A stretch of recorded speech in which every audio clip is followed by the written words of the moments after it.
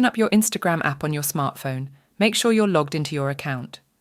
If you are not logged in, use your credentials to log in or create a new account if you don't have an account. Once you're on main screen of the Instagram, here you can find various icons and menus.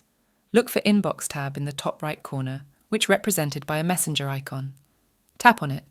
Here we landed in the inbox area where you can see your C notes, conservations and more.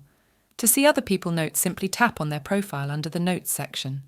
Tap on your note, a pop-up window will appear, showing up option. Leave a new note or delete if you already shared a note. Otherwise, it will open a new window. If you want to delete an exiting note, simply tap on delete. Or if you want to add a new note for this, tap on the leave a new note, but unfortunately you cannot, the viewers of the Instagram note. Because Instagram does not provide a feature to sort Instagram note viewer. Note that it's subject to change in future, and that's it. And there you have it.